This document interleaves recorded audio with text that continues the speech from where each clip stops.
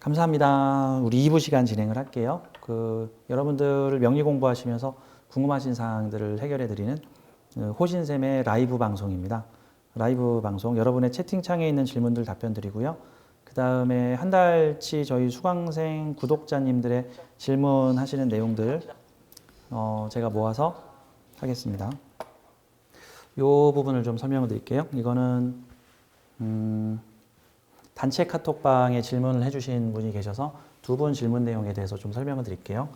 이 명식 공개를 하고 있는데 대략 어떤 분인지 저도 잘 모르니까 프라이버시 유출은 안 되도록 제가 설명을 드리겠습니다.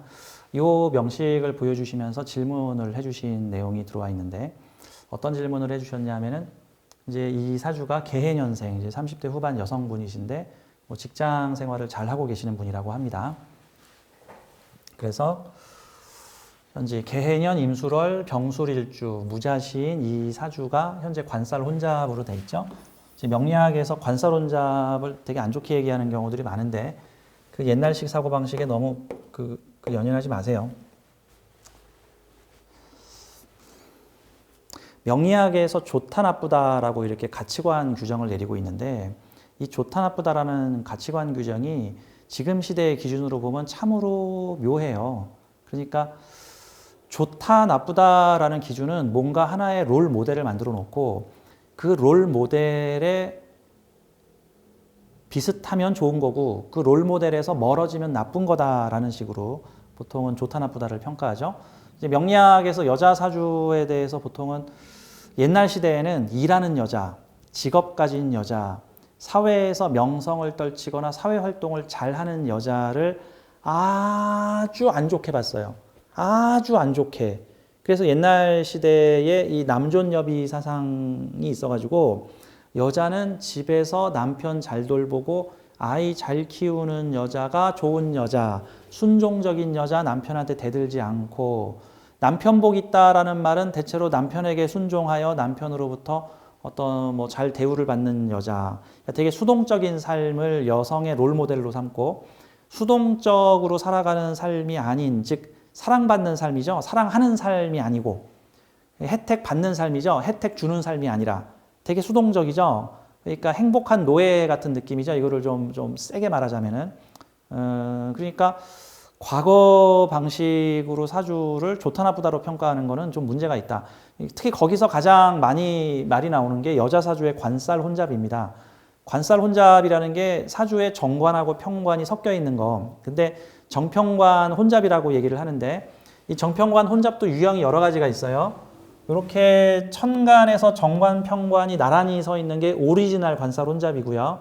다음에 위에는 정관인데 아래는 평관이다. 이거는 약간 좀 애매한 관살 혼잡이고요. 지지에서 정평관이 혼잡되어 있는 것도 좀 애매한 관살 혼잡입니다. 옛날 책에서 말하는 그 오만 안 좋다는 오리지널 관살 혼잡은 대체로 이렇게 천간에 정관과 편관이 함께 모여 있는 걸 관살 혼잡이라 그래요. 그래서 그냥 밑도 끝도 없이 나쁘다 그래요. 그냥 밑도 끝도 없이. 이게 왜 나쁜데요? 그냥 안 좋아, 안 좋아. 아, 여자 팔자 세. 그냥 아우, 여자 팔자 더러워. 남자 복 없어. 이런 식으로 얘기를 해요. 왜 안 좋다라는 개념이냐면은 왜 여자가 정관 남자도 만나고 여자 평관 남자도 만나냐 이거야.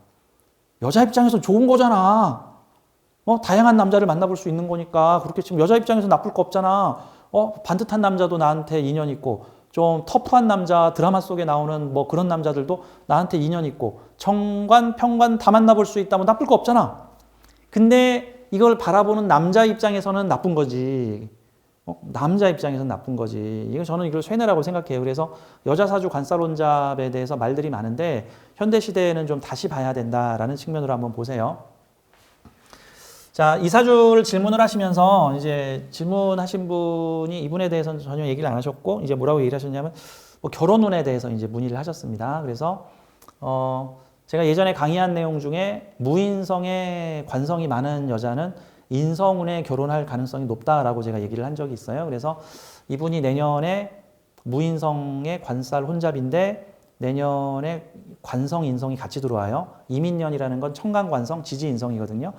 근데 사실 이 사주는 그러니까 내년에 결혼 가능성이 높은가요? 라고 이제 물어보신 케이스인데 뭐 제 의견을 말씀을 드리자면 요즘 결혼은 선택이라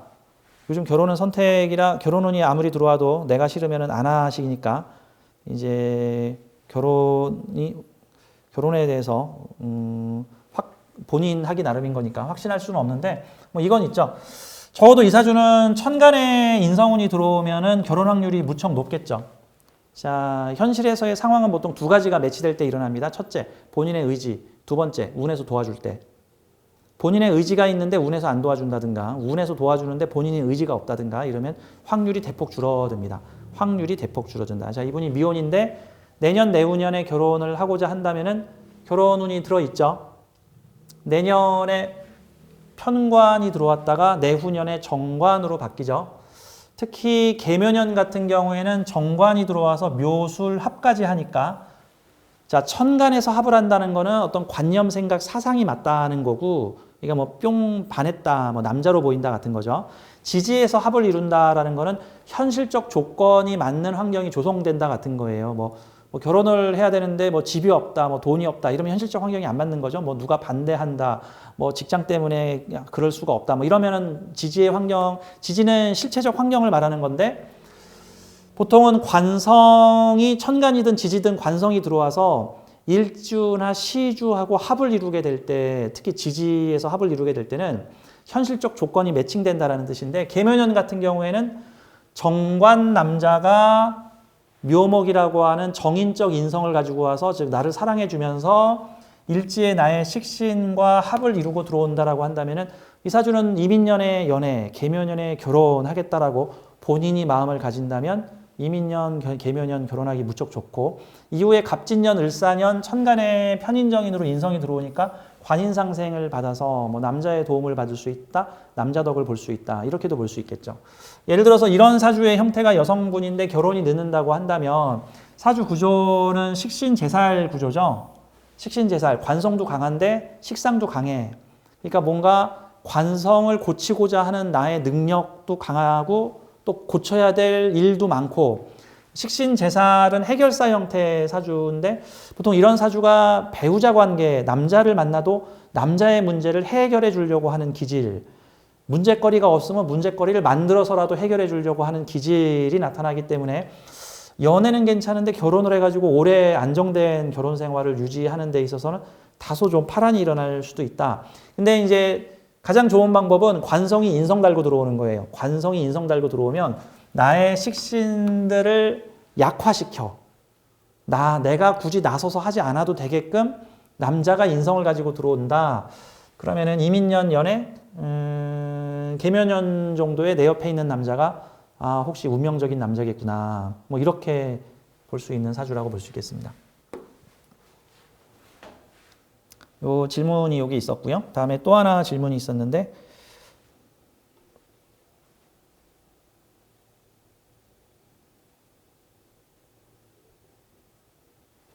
요 사주에 대해서 질문이 들어왔어요. 요즘 질문 내용이 뭐였냐면은 질문하신 분의 내용이 이 사주를 보여주시면서 시지에 있는 재성과 겁재가 있으면은 뭐 부모 형제나 도둑놈 겁재가 혹시 돈을 가져가는 것이냐, 사회궁의 상관의 정체는 뭐냐 라고 질문을 하셨어요. 좀 질문이 좀 포괄적인 사항인데 간단하게 이 사주 구조에 대해서 좀 설명을 드리자면 이 사주도 여성분이신 것 같은데 예를 들어서 우리가 사주 볼 때 우리 이런 영역으로 한번 봐요. 연월일시로 반을 나눠서 사회궁에 있는 인자가 개인궁에도 있을 경우에는 그거를 뭐라고 해석하면 되냐면 사회적 인자를 개인적 인자로 받아들이다 라고 해석하면 얼추 비슷해요. 뭐 100%는 아니지만. 그러면 사회적 재능을 상관이면 사회적 재능이죠. 근데 이 상관이 을경합을 하고 있죠. 그러면은 이 사주의 매뉴얼적 조건이 뭐냐면 무슨 경험과 체험을 하겠는가 하면은 을경합을 하고 있다라는 것은 을목이 금에 묶여 있다라고 지금 보면 되죠. 지금 이게 금의 세력이 세요? 목의 세력이 세요? 지금 이걸로만 보자면은 금의 세력이 월등히 세죠. 강아지가 사람을 끌고 가는 경우도 있고요. 사람이 강아지를 끌고 가는 경우도 있어요. 그렇죠? 사람이 작은 개를 이렇게 끌고 다니는 경우도 있고 목줄을 매서 큰 개가 목줄을 붙잡고 있는 사람을 질질 끌고 가는 경우도 있어요. 이렇게 합을 했는데 합을 한 세력 중에서 어떤 글자가 더 주도적인가를 보자면 현재 이거는 금이 을목을 끌고 가는 구조라고 볼 수 있는데 구조가 바뀌었네요.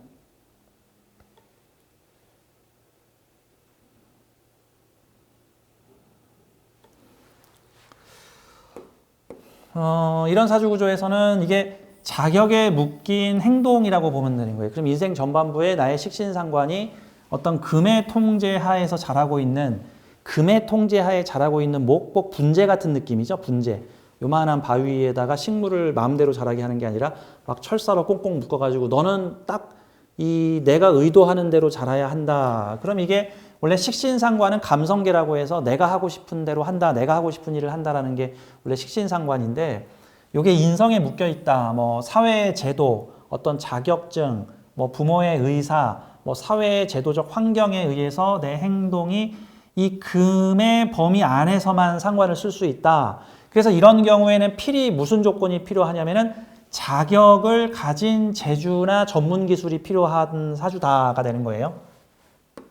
이게 만약에 자격을 따지 못하면 을목이 심하게 극을 받아서 자칫하면 이게 상관상진이 일어날 수도 있는 요소라 금의 세력이 목의 세력을 누르고 있는 형태라 자격 가지고 해야 한다. 인허가 따가지고 해야 된다. 만약에 옛날 시대에 태어났는데 이 사주가 의사를 하는데 자격증을 안 따면 이게 야매 의사, 뭐 야매 치료사도 될 수 있는 거니까 반드시 이 사주는 요 인성적 과정을 거쳐서 재능을 써야 되고 그러면 이제 물어봐야 돼. 이 사주는 현재 직업이 뭡니까? 근데 정식 자격 가지고 전문 자격 가지고 일을 하고 있으면은 이 사주의 필요 충분 조건을 부합한 것이고 자격이 없어요. 그냥 공장에서 일을 하고 있어요라고 한다면은 이 을목 활용이 지금 제대로 안 되고 있다 정도로 보는 거예요. 자, 어쨌건 인생 전반부의 미션은 요거에 대한 모습인데 인생 후반부의 미션은 뭐라고 써 있냐면 임자일주라는 뜻은 기본적으로 일주 간여지동, 일주 즉 일지에 비견 또는 겁재가 있는 간여지동 레벨들의 사주는 자기 발로 일어서라, 독립하라, 내가 인생을 주도적으로 살아라, 나의 생각이 현실에서 그대로 반영되는 인생을 주도적으로 흘러가야 된다라는 조건이 붙은 거예요. 이 사주의 인생 계획서에는 나는 중년기에 내 발로 내 인생을 내 능력으로 살아갈 거야.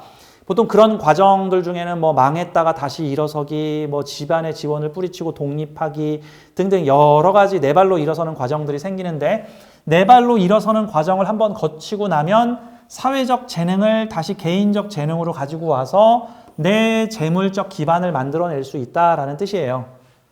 그렇게 살아야 된다라고 조건이 걸려 있는 거고 자, 그럼 인생 후반에 지금 경신년생이시면 이제 40대 초반이실 텐데 내 재물활동이 뭐하고 연결되어 있냐면 사회의 인성들과 연계되어 있는 형태가 되는데 이렇게 사유합, 사신합되어 있으면은 그냥 머리 아프게 생각하시지 마시고요. 사회의 인성을 자극하는 나의 재물활동. 근데 내 재물활동이 인성과 관련이 있어. 그러면은 문서를 잡는, 계약을 잡는 재물활동이든가 사람들의 마음을 잡아와야 되니까 보통 이런 게 감동, 사람들의 마음을 끌어와서 재물활동을 하는 것, 인기를 얻어오는 재물활동, 사람들의 마음을 끌어오는 활동, 사람들의 인성, 사회의 인성을 가지고 들어오는 형태의 재물활동 되게 폭넓죠.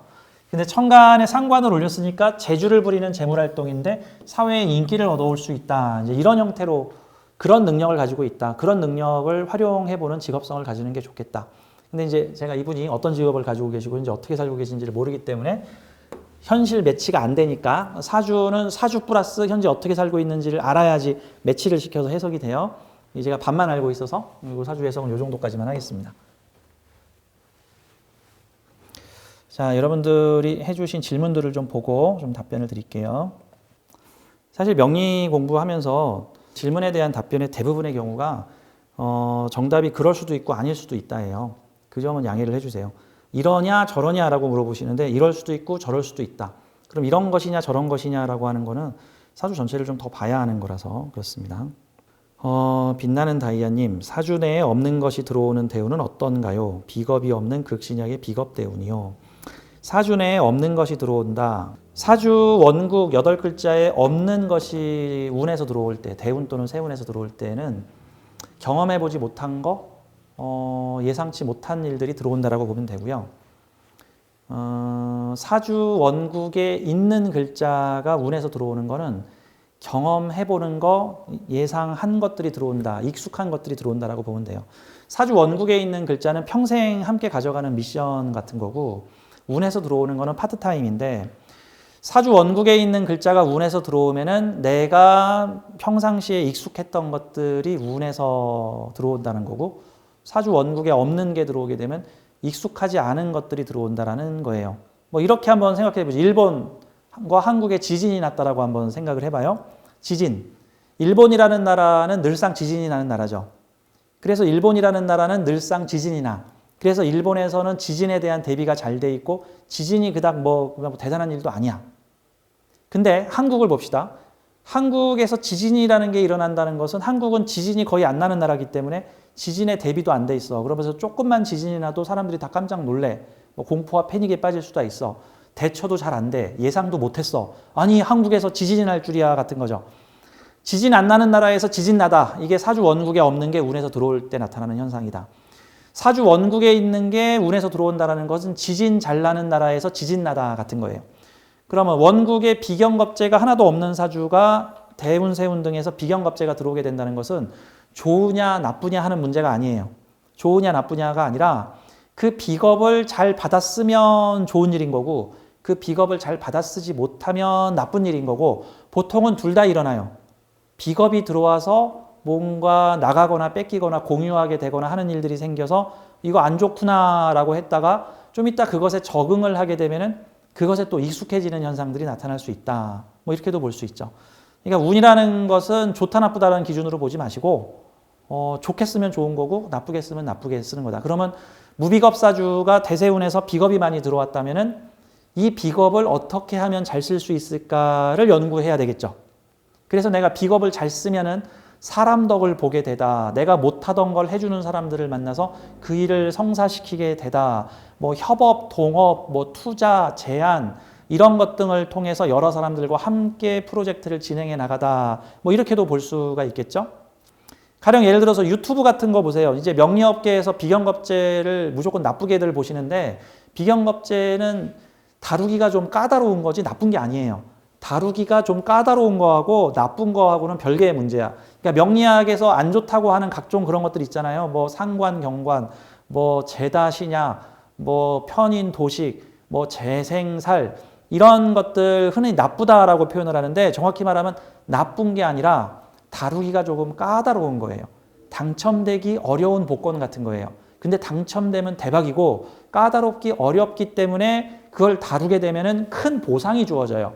그러면 비경겁재가 내 사주의 세상에서 많이 들어온다 그러면은 협업, 분업, 뭐 시스템, 내가 못하던 것들을 타인들에게 한번 맡겨봄, 뭐 이런 형태로 사람 활용을 만약에 저라면, 만약에 제가 무비겁인데 운에서 비겁이 잔뜩 들어온다면 나는 그 비겁운을 대비하기 위해서 인간관계론, 뭐 카네기 인간관계론, 사람 잘 쓰는 법, 사람들을 잘 다루는 법, 뭐 사람 잘 활용하는 법, 인간관계를 어떻게 하면 효율적으로 만들 수 있나 저는 그런 공부를 하겠어요.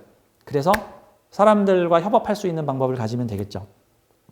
요즘 현대사회는 다 네트워크로 사람과 사람들이 다 얽혀있는 사회라서 비겁을 잘 다루어서 경쟁하는 사람들, 그래서 사주 원국에 비겁이 많은 사주는 기본적으로 치열한 경쟁을 통해서 성장하는 형태가 되기 때문에 경쟁, 공유, 협력하게 되는 사주이기 때문에 비겁운이 들어와도더라도 사람들을 함께 더 쓸 수가 있게 되죠. 어쨌든 비겁은 잘 쓰면 큰 약입니다. 못 쓰면 좀 고생을 좀 할 수가 있습니다. 자, 또 어떤 질문이 있나 좀 볼게요. 식신제살 여자들 착한데 남자복은 별로인 듯하다. 식신제살 여성분들이 좀 억울한 면이 좀 있죠. 난 남자한테 잘해주려고 했는데 남자들이 그거를 별로 좋아하지 않는 경우들도 있습니다. 그래서 제가 식신제살이 강하게 걸려있는 여성분들에게는 남자를 다룰 때 꽃을 꺾어서 화병에 담지 말고 그 꽃이 있는 자리에서 그대로 구경만 해라 라고 저는 그렇게 얘기를 합니다. 식신제살 여성분들이 보통 남자들이 어려운 남자를 보면은 어떻게든 쫓아가서 도움을 주고 싶어 하시는 분들이 좀 많은 것 같습니다. 관사론잡은 관의 완성도가 높다라고 해석합니다. 인성이 있으면 괜찮죠. 사주에서 혼잡에 대해서 좀 제 의견을 말씀을 드리자면 혼잡, 뭐 재성혼잡, 인성혼잡, 식상혼잡, 관살혼잡 뭐 이런 것들이 무슨 의미를 가지고 있냐면은 이렇게 한번 보죠. 혼잡. 뭐 다르게 한번 표현해 볼게요. 어떤 사람이 영어만 공부한 게 아니라 영어, 중국어, 포르투갈어를 여러 개를 배웠다고 해봐요. 그러면 그 사람은 뭐죠? 뭐 언어 혼잡인가? 언어 혼잡인가요? 뭐 영어, 프랑스어, 뭐 중국어, 일본어 막 5개 국어를 한다고 쳐봐. 그러면 보통 우리들은 와 대단하십니다. 5개 국어를 하는군요.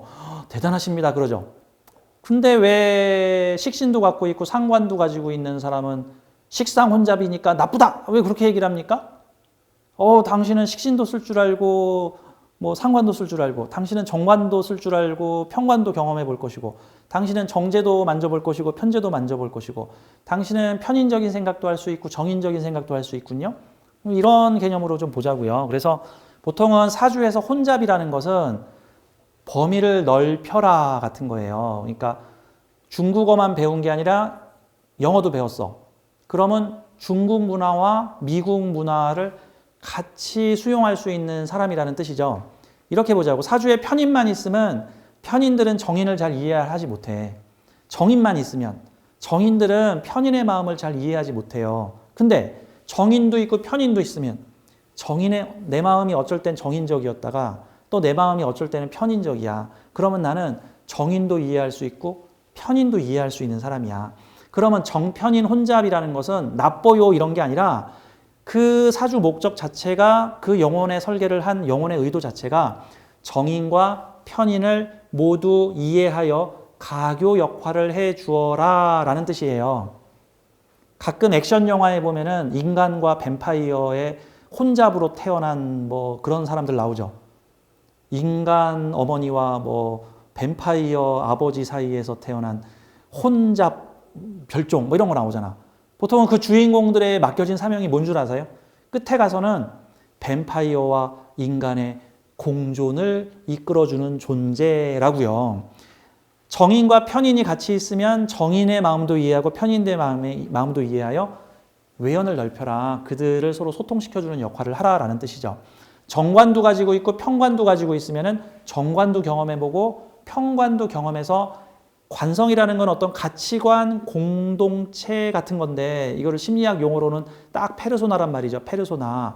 뭔가에 규격화시켜서 그 규격에 나를 맞춰보는 게 관성이라는 건데 보통 사회적 공통점에 나를 맞추는 게 그 경험을 한다. 그러니까 사주에 관성이 많다라는 것은 나를 네모난 틀에도 맞춰보고 세모난 틀에도 맞춰보고 나를 동그란 틀에도 맞춰보는 경험을 한다라는 뜻이에요. 사주에 관성이 아주 많은 사람들이 있어. 8글자 중에 한 6, 7글자가 관성으로 되어 있는 사주들은 이 틀, 저 틀, 요 틀에 나를 맞춰보고 최종적으로 그 사주의 미션의 완성은 뭐냐면요. 모든 관을 벗어버리라라는 게 그 미션의 주된 내용이에요. 이 게임, 저 게임, 요 게임 다 해보고 나서 이제 게임을 그만둬야지 뭐 이런 거와 같은 거죠. 자, 정관과 평관이 같이 있다. 좋다 나쁘다 아니에요. 정관도 경험해보고 평관도 경험해서 정관과 평관을 모두 이해해보는 경험을 갖겠다. 마치 고등학생들이 수학 1도 수강하고 수학 2도 수강을 해서 문과 수학과 이과 수학을 모두 수강하여 수학의 외연을 넓히겠다. 이런 측면으로 보시면 되는 거예요. 그래서 혼잡 나쁘다가 아니에요. 5개 국어를 공부한 사람들이 와 언어 박사구나. 언어의 외연을 넓히는구나 하는 것처럼 재성혼잡 다양한 재물활동의 외연을 높여보라. 관성혼잡 다양한 관의 형태에 나를 맞추어 보아라. 한마디로 말해서 관성혼잡은 저 무슨 뭐 만능 드라이버 같은 거죠. 만능 드라이버. 뭐 십자 드라이버, 일자 드라이버, 무슨 드라이버를 이렇게도 십자 드라이버도 꼬아보고 일자 드라이버도 만들어보는 만능 드라이버. 모든 관에 나를 맞출 수 있는 훈련을 하기 위해서 온 사람이다 정도로 봐야 되는 거지. 좋아요, 나빠요? 아니다. 이런 개념으로 좀 볼 수 있겠습니다. 다만 혼잡이 돼 있으면 좀 헷갈리고 그게 좀 정리가 될 때까지 좀 시간이 좀 걸려요.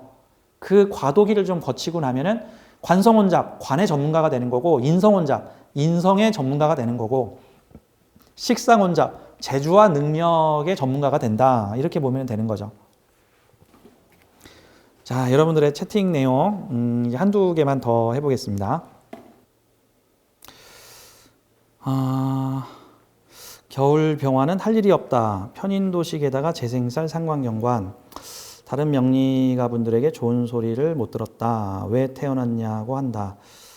아유, 슬프시겠습니다. 겨울 병화는 할 일이 없다고요? 저는 좀 의견이 다릅니다. 여름 병화에 비해서 겨울 병화는 정말 소중한 존재죠. 자, 더운데 난로 갖고 오면 반가워요? 겨울에 난로 가지고 오면 안 반갑죠. 물론 난로들의 세상이긴 하지만. 근데 겨울에 가장 필요한 게 난로죠.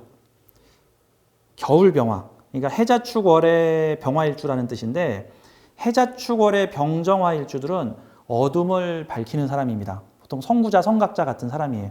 뭐 본인 당사자 입장에서는 좀 세상이 좀 힘들고 어려울지는 모르는데 세상의 입장에서는 되게 소중한 불꽃 같은 역할을 해주시오라는 포지션의 사주를 가지고 왔다라고 보시면 됩니다. 겨울병화다. 저는 겨울병화 소중하죠. 얼마 전에 요소수 사태라는 게 일어났죠. 대한민국에 요소수라는 게 없어져가지고 디젤 차들이 전부 멈추게 생겼다. 그 말이 뭐야? 우리나라에서 가장 필요한 게 뭐야? 요소수. 근데 우리나라에 가장 없는 게 뭐야? 요소수. 그러면 요소수 가지고 있는 사람은 와 감사합니다 요소수님 하는 거죠. 그러면 겨울에 가장 찾아보기 힘든 게 뭐야? 화. 겨울에 가장 귀한 게 뭐야? 화. 그래서 저는 사주에 있는 어떤 오행의 성분을 강하다, 약하다라는 개념으로만 보지 마세요. 그 반밖에 몰라요. 그렇게 되면 사주가 반밖에 안 보여. 보통 사주 공부할 때 세력이 강하다, 뭐 간목이 강하다, 뭐 병화가 강하다. 이제 그렇게 공부를 하다 보면은 강하다, 약하다라고 보면은 강한 건 좋은 거고 약한 건 안 좋은 건가? 그래서 12운성 배울 때 삼요절퇴지 들어오면 사람들이 다들 아씨 내 팔자 버렸어 막 이러시는데 아니에요. 자, 강하다, 약하다라는 개념으로만 보지 마시고 가치성을 같이 보세요. 가치 있다, 가치 없다 이런 개념으로. 자, 여름에 수박 이거 제철 과일이죠. 맛있죠. 여름 수박 제철 과일이야 맛있어. 근데 흔해. 가치가 떨어져. 사실 겨울 수박 보세요. 겨울의 수박은 하우스에서 만들어진 수박이야. 근데 가치가 높아. 왜? 겨울에는 수박을 보기가 힘들거든. 그래서 조그만 수박도 가격 되게 비싸고 백화점 명품관에 가서나 먹을 수 있는 게 겨울 수박이에요. 그렇죠? 석유 안 나는 나라에서 석유화학이 발전해서 우리나라는 석유가 한 방울도 안 나는데 석유 산업 세계 거의 톱이에요. 탑. 이게 뭐야? 외국에서 다 수입해가지고 와서. 그러니까 우리나라에서 석유의 가치는 되게 높죠. 석유가 되게 잘 쓰이고 있는 거죠. 겨울에 태어난 병정화들은 병정화를 요구하는 시대에 태어난 겁니다. 본인 입장에서는 오메 나 힘들어 죽겠네 할 수도 있는데 할 일 없는 화가 아니라 할 일이 많은 화다라고 생각을 하십시오. 자, 복큐님 개월 개사일 해월에 사화를 가지고 있다. 사이충이 있군요. 월간 월지 비경겁제인데 일지 재성을 가지고 있습니다. 이런 경우에 재성도 나누는 재성인가요? 네, 맞습니다.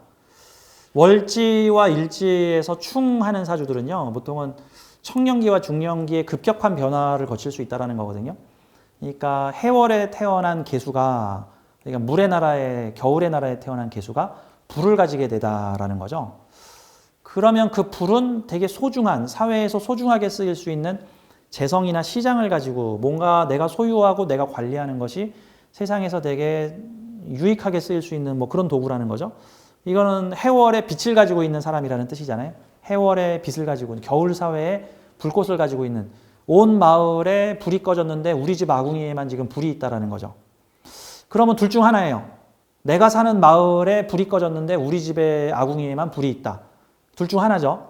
불을 나누어 주던지 털리든지 도둑강도가 들어와서 나 죽이고 내 불 뺏어 가든지 아니면 알아서 온 마을에 불을 나누어 줘서 같이 불을 뗄 수 있도록 해주던지, 저는 그런 개념으로 보여집니다. 이런 경우에는 사업을 할 때 좀 공공성 있는 사업, 내가 잘 됨으로써 다른 사람들도 잘 되는 사업, 이런 형태들을 저는 추천을 합니다. 그러면 되게 복을 받죠.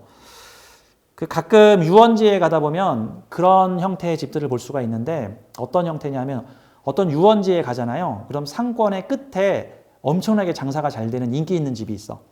그러면 그 장사가 잘 되는 집 주위로 그 옆에 짝퉁집들이 우르르 생겨요.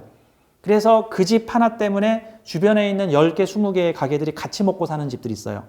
그게 일명 나의 소중한 재성 덕분에 다른 사람들도 장사할 수 있게끔 해주는 거죠. 뭐 이해하기 쉽게 나이트클럽 보자고. 나이트클럽.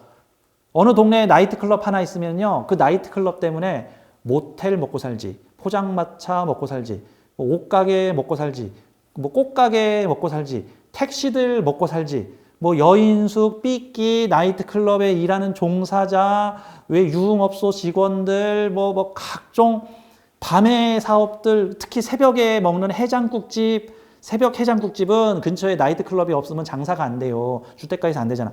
그게 뭐야? 내가 가게를 차렸더니 그 덕분에 주변의 다른 상권들도, 그러니까 아궁이, 우리 집 아궁이에만 불꽃이 있다. 다른 집 불 꺼진 아궁이에 내가 불을 나눠줄 수 있다. 약간 그런 요소라고 볼 수 있습니다. 물론 제가 되게 아름답게 설명을 했는데 이런 경우에는 가끔 재성이 꺼지기도 합니다. 소중한 걸 가지고 있다. 소중한 걸 사람들과 대인관계를 잘 갖춰서 함께 키워나가야 한다. 즉 불 꺼진 마을에 우리 집만 불이 들어와 있다라고 한다. 즉 나한테 뭔가 수익이 생겼다고 한다면 가급적 이런 그런 형태의 사주는 재성 하나의 비겁이 둘러싸여 있으면은 여러 사람들이 함께 먹고 살 수 있는 직업 형태가 좋다. 뭐 공사 현장의 십장. 내가 만약에 인테리어 업자인데 한 5억짜리 공사를 땄어. 5억짜리 공사를 따면은 한 30개 업체를 불러다가 공사를 해. 뭐 인테리어 무슨 이런 업체 저런 업체 요런 업체 뭐 노가다 업체 무슨 업체 이삿짐 업체 무슨 업체 불러서 5억짜리 공사를 해줘. 그래서 5억짜리 공사를 하면 나한테 한 5천만 원이나 1억 남고 4억 정도는 협력업체들이 전부 나눠 가져. 그게 재성 나눠 갖는 사업이에요. 내 돈 뺏기는 게 아니야. 그 협력업체들 덕분에 나도 먹고 살았잖아. 마을 공동사업 같은 거죠. 내가 재성 가지고 있으면 그런 형태로 사업을 해주면 되게 유리하다. 그러니까 미션이 좀 어렵죠. 그래서 제가 아까도 말씀드리지만 일반적으로 명리학에서 안 좋다라고 하는 기운들은 안 좋은 게 아니라 좀 미션이 까다로운 거예요. 대신 그 미션을 성사시키면은 보상이 크다 정도로 보시면 됩니다. 현재 대한민국 1위 부자 삼성 이재용 씨를 2등으로 밀어내고 1등을 하신 분이 카카오그룹의 김범수 의장인데 그분 사주가 궁겁쟁제입니다. 비겁 3개가 재성 하나를 둘러싸고 있는 형태의 사주예요. 그래서 그 사주는 재성 나눠 먹고 인성 공유하고 정보 공유하고 재성 나눠 먹고 그래서 카카오톡이라는 플랫폼을 만들어서 카카오 택시, 카카오 선물하기, 카카오 스토리, 뭐 카카오 게임, 뭐 카카오 이모티콘, 카카오 파생 사업을 여러 개를 수많은 카카오 파생 사업을 만들어서 그 카카오라는 플랫폼 덕분에 이제 수십만 명의 사람들이 먹고 살아. 수십만 명의 사람들이. 그런 것들이 재성 공유다. 이제 이런 형태로 이제 볼 수가 있는 거예요. 자, 오늘 이 정도면은 제가 다 설명은 못 드렸는데요. 어느 정도 설명이 된 것 같네요. 제가 오늘 좀 이리저리 좀 헤맸는데 다음 라방 때는 준비를 잘해서 깔끔하게 강의를 해드리겠습니다. 감사합니다. 오늘 여기까지 하겠습니다. 광고 하나 있습니다. 제가 돌아오는 화요일 이번 주부터 새로운 시즌의 명리 강의를 합니다. 고급 통변반 강의를 시작을 하는데요. 제 강의가 시즌제로 보통 40강에서 42강씩 묶어서 하나의 시즌으로 하는데요. 호신샘 명리 수업 받고 싶다 하시는 분들 제가 5개월에 한 번씩 문을 열고 같이 합류를 하거든요. 돌아오는 화요일에 시즌 4번째 고급 통변반 사주와 영성 명리를 함께 섞어서 가르쳐드리는 사주 통변술에 대한 강의입니다. 명리를 조금 알고 계시거나 명리 기초를 금방 따라오실 수 있는 분이거나 명리를 좀 배웠는데 활용을 잘 못하고 있거나 또는 명리 상담업을 진지하게 고민하고 있는 분이라면 저의 고급 통변반에 수업을 함께 들어주시면 감사하겠습니다. 자, 오늘 라방 함께 해주셔서 감사합니다. 고맙습니다.